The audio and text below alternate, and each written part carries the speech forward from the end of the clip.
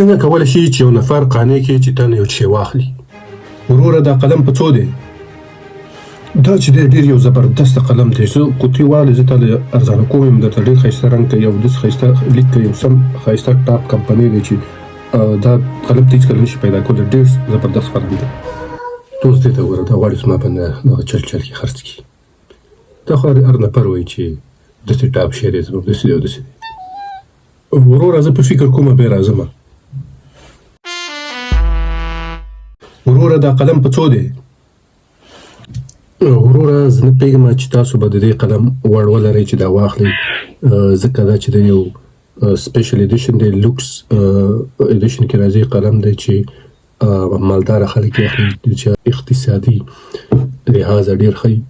نو زه نه پوهېږم چې تاسو اقتصادي څنګه د دې قلم وړ به ولرئ، ځکه دا یو لوکس قلم کې راځي او زیاتره مالداره خلک یې اخیستلی شي او هر څوک دا قلم نشي اخیستلی. ها دا اوس فکر کوي چې زه دا قلم نشم اخیستی. دا ورته اوس ګوره چې څنګه نشم اخیستی، زه هم یو لوکس مالداره سړی یم. د خدای د اوس بندو وروره قلم ماله راکړه، زما دا اوس په کار دی، زه یې څنګه نشم اخیستلی. دا اوس راوړه، څو روپۍ کېږي، ما ته ویې ویل چې فټافټ یې درته درکړم. ما سره دغه توته مې هات سحبات وهات صدادات، عايز الخصم يموت لما يشوفني.